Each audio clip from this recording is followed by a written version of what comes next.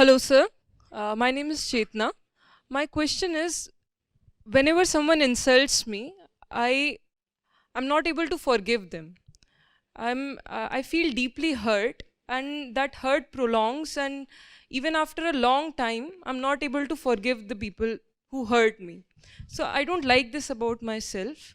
How can I change this?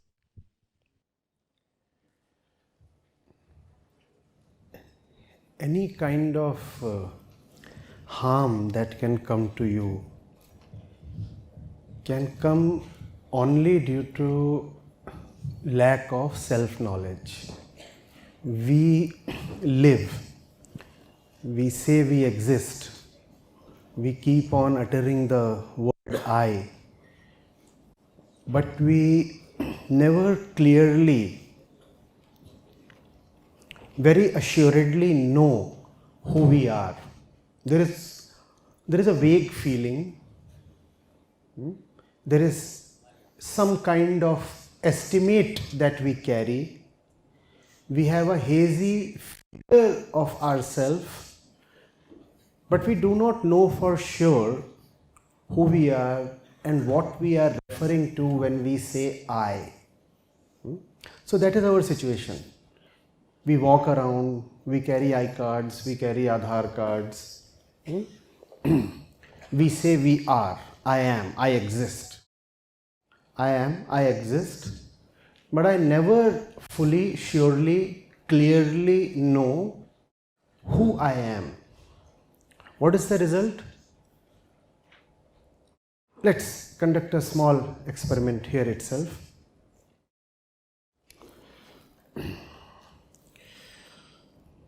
Let's say we do not know the name of this flower, right? Let's say we do not know the exact name of this flower. So now give it a name. Give it a name. Give some name. One of you give it a name. Chetna, give it a name. Lily, right? She does not know, but she is still giving it a name, right? Now you here, someone else, just raise your hand. Just anybody. Can you be fully sure that this is not Lily? You do not know what this flower is. Can you be fully sure what the real name of this is? Okay. So she said Lily. When I do not know whether or not this is actually Lily, there remains some probability that this might be Lily, right? The probability that this is Lily can never become, come on, zero, because I do not know whether this is Lily. Now I might as well say something totally absurd about this flower.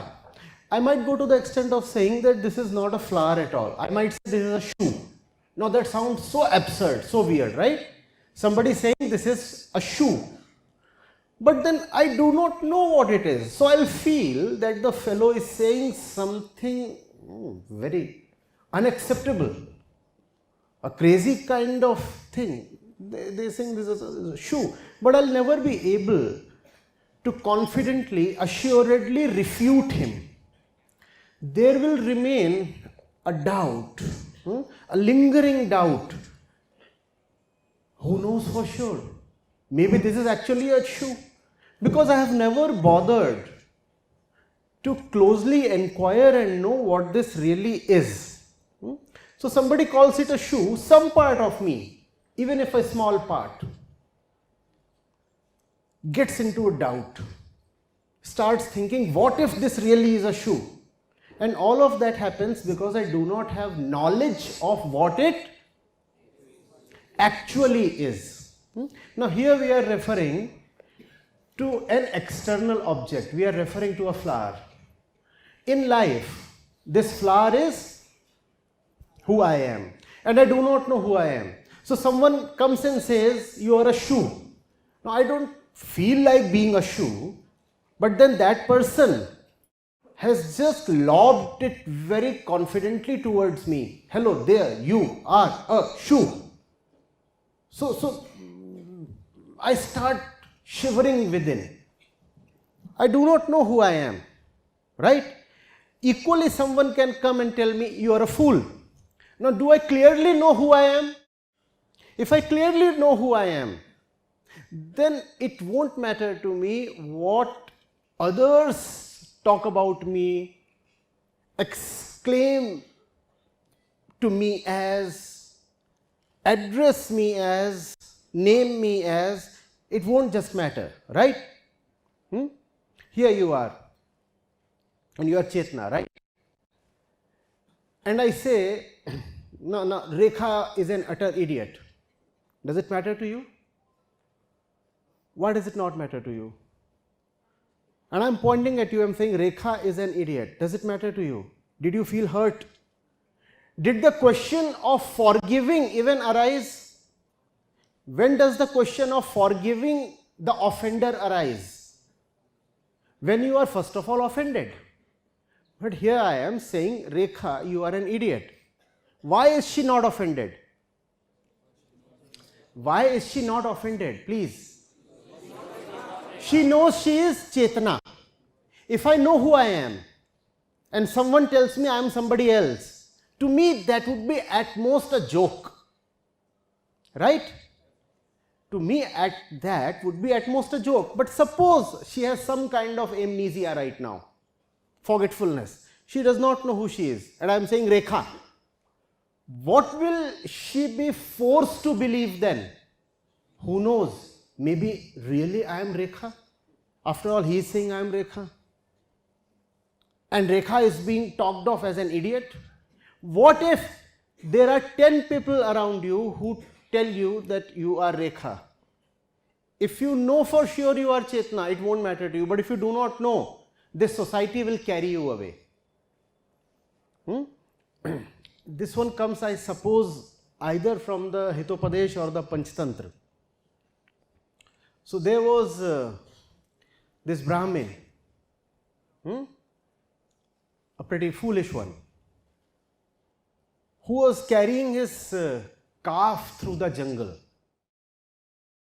A little calf, he was carrying it through the jungle. So some thieves locked in upon him. They said, we must have his calf. So first of all, one among them, the first one among them, came to this Brahmin and said, so, Vipravar, you good priest, what are you doing walking this dog here?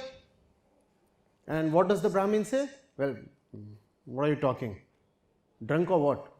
This is a very fine calf. And the Brahmin walks ahead, and after a while the second one comes and says, is this your new passion or what? You have given upon all other animals, it's dogs that you roam around with. And the Brahmin gives him an angry stare and continues walking. But now there are doubts within. Then the third one comes, the third thief, and the Brahmin is already praying that this one does not come up and say that this is a dog. And the Brahmin is now rather sternly looking at the animal. Are you really a calf? And this one comes and says, wow, a beautiful animal you are carrying. Lovely. Where did you get this dog from? And it's a beautiful one, really. It's an evolved species. Imported or what? And the Brahmin cannot even afford to get angry at this one now. He has serious self-doubt now, because three of them have told him in succession that this one is a dog. And now the fourth one, the moment the Brahmin sees a fourth person walking towards him, he is already pretending that he is not carrying the calf. He is pretending that, this animal is just on its own walking by my side. No, I have nothing to do with it. So the fourth one comes and says, hey sir, why do you allow stray dogs to walk alongside? Why don't you just kick it away? And now the Brahmin is saying, yeah, I'll see, I'll mind my own business, come on. And the Brahmin goes a step or two ahead and actually lets the calf go, and the thieves get what they want. The world is that thief. It is not without reason that Vedanta talks of everything that you see, touch, hear, experience as Maya.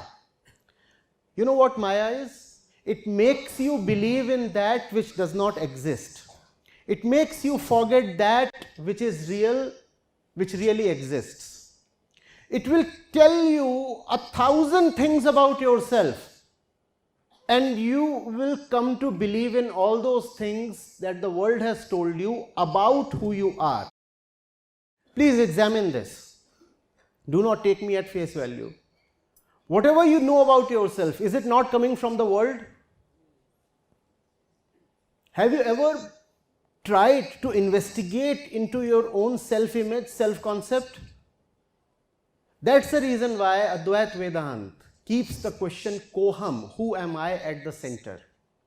If you do not know who you are, you will be forced to believe in whatever others tell you about yourself.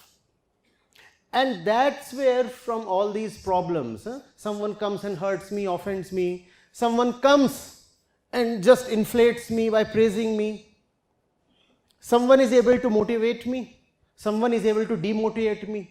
How do all these things happen? Because we do not know who we are. So we rely totally, we depend totally on what others tell about ourselves. We have become accustomed to crutches. We do not even realize how big a slavery that is. Who does not feel great when someone compliments him or her on his looks? And if someone comes and says, oh, no,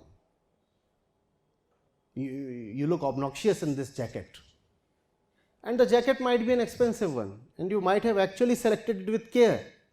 But someone comes and says, what kind of jacket is this? And you feel like dropping it. Especially if 4 thieves collude to tell you that your jacket is indeed very shabby. They'll get your jacket.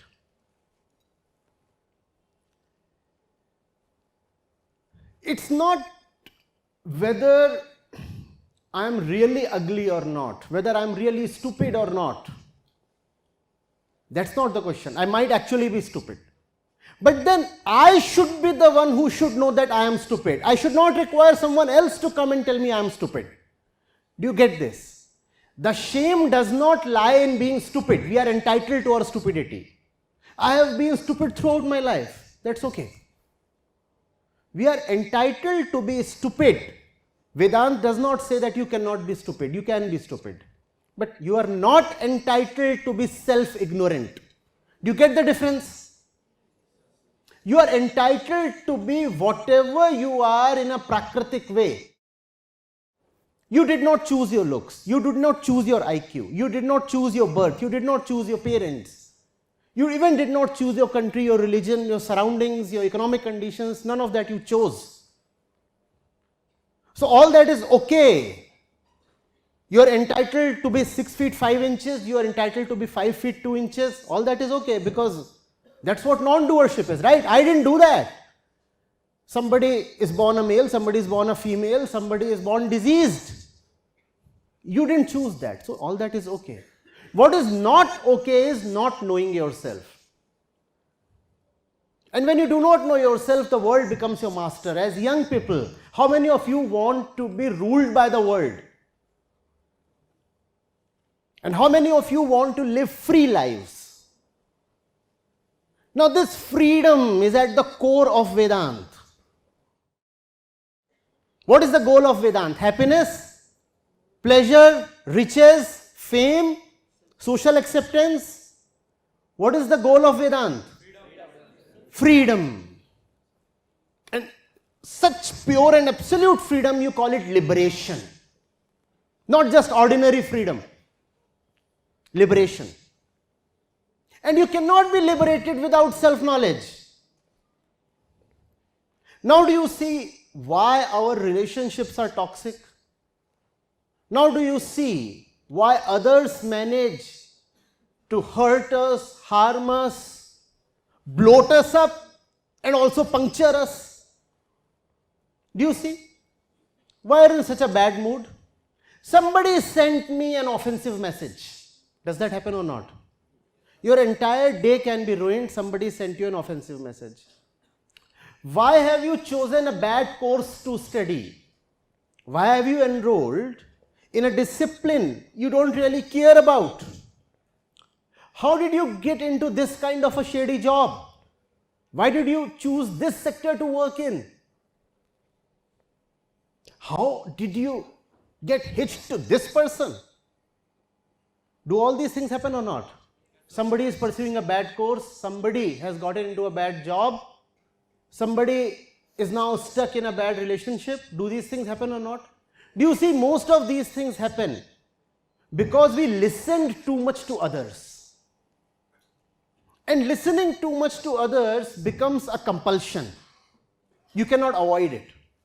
Just as asking for direction from others becomes a compulsion, more than a necessity, a compulsion, when you do not know the way.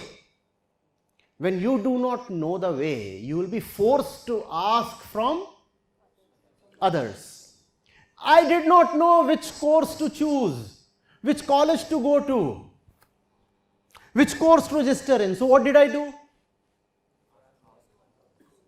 What did I do? Some Bablu Bhaiya from the neighborhood came and became the expert.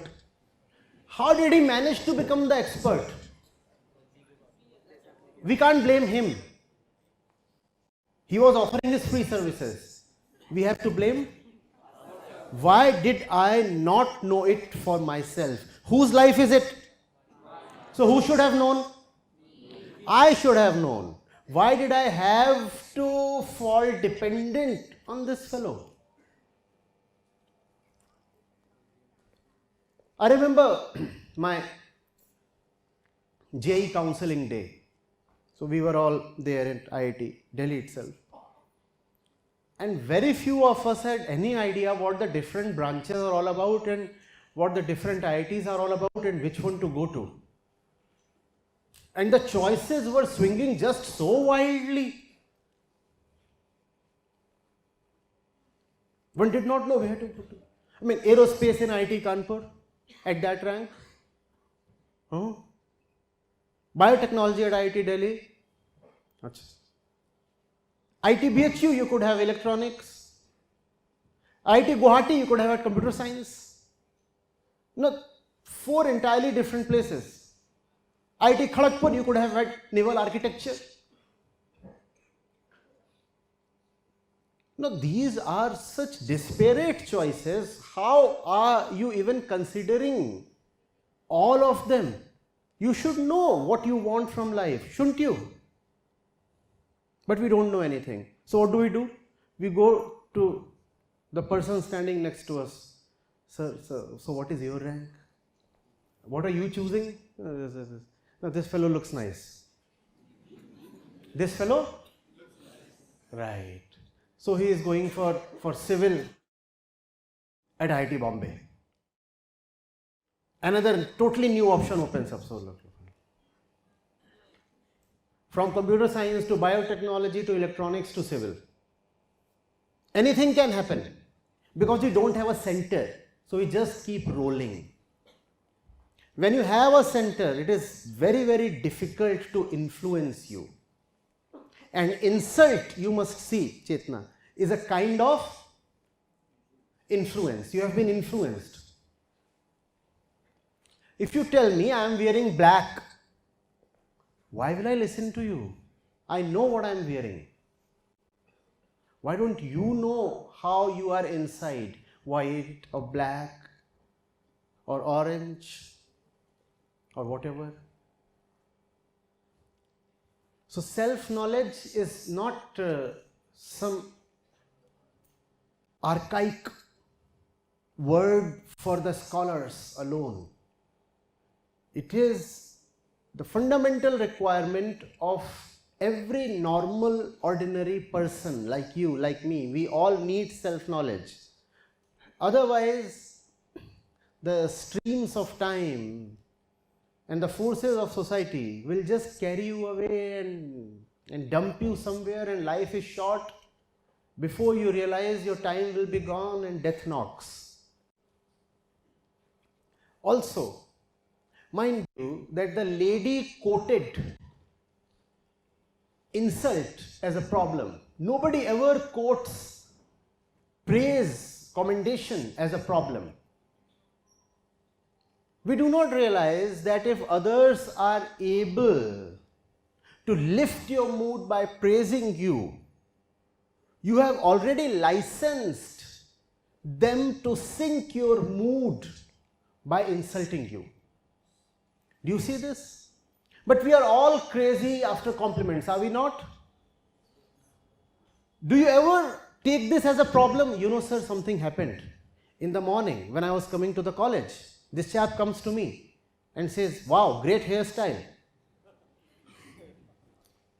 And surely you have taken bath today. You aren't sticking. Now that's never a problem. Somebody compliments you on your eyes, your hair, your clothes, your looks, whatever. Is that ever a problem? Now that's where the problem is. That's where the problem is. If someone can enter your insides by praising you, the door has been flung open, right? He knocked here. And you said, yes. And he said, wow, wonderful, beautiful. And that's the password. Praise. Praise is the password. And you opened the door. You opened the doors of your mind because that fellow said, knock, knock, praise. The moment the doors are opened, they have been opened even for insult. And nobody can enter your life just by insulting you. Do you mind insult from strangers? No. Insult is especially caustic when it comes from those who know you, right? You're walking down the road and some strange fellow, not known to you, says something, yells a word at you. You don't especially mind it. You mind it when that fellow is someone who has been allowed entry already. Then he hurts because he has been given access to the insides. Now he can hurt you from the inside. And access is given only when there is praise. Don't be vulnerable to praise. If you know where you stand, why should you allow someone to sketch a bigger figure of you? I know my size. Why are you portraying me as bigger than what I actually am? That's not allowed. You should not do that. I know my worth. Why are you praising me beyond my worth? And if you find somebody praising you beyond your worth, you should immediately become cautious. This fellow is not your friend. I know I am not doing something right. Why are you supporting me at this moment? You should not be supporting me. This is called self-knowledge. I know what I am doing is not right. So if you really are my well-wisher, you should not be supporting me. Instead, you should be stopping me. Instead of stopping me, you are...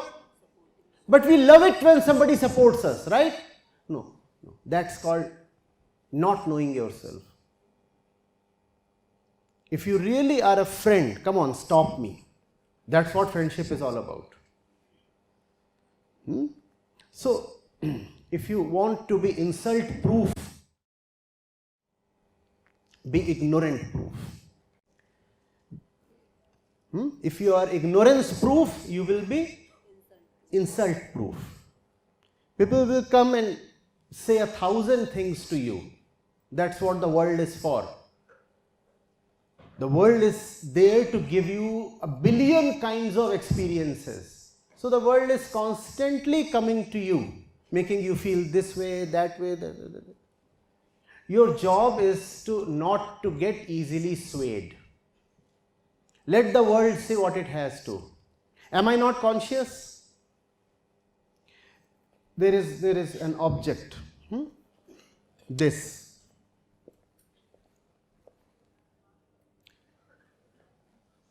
This lid on the tumbler. Does it have any free will, any volition? I wanted to pick it, I have picked it up. If I drop it from here, it will fall. Or can it say, why are you being so cruel? Why did you raise me? Now why are you letting me go? But this is how most of us are, right? Someone wants to raise you, he can. Someone wants to break you, he can. So Vedanta says, Jad and Chetan are different, and the job of Chaitanya or Chetana is to not let Jadata, unconsciousness, become dominant on itself. If I am a slave to circumstances, then I am just like this dead object. Am I dead? No. But please see that every time you allow circumstances to rule you, you are actually acting like a dead object. Does that sound very nice? No, that does not. I should be so strong from within that circumstances should not be able to affect me beyond a point.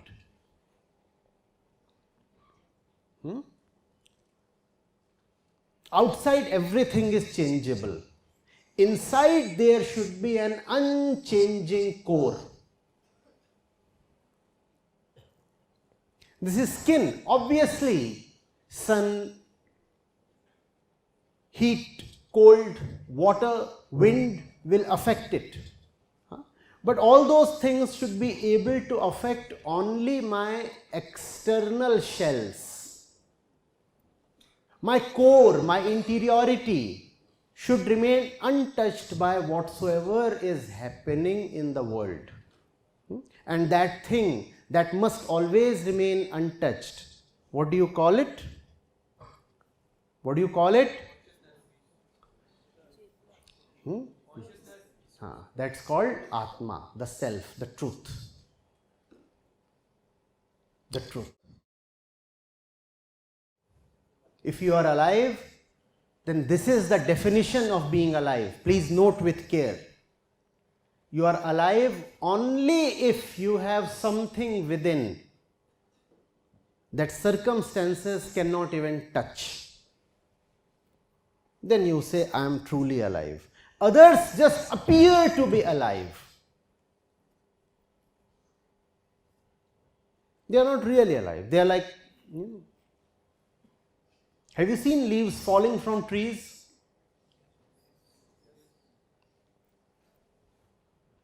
Do they own their destiny?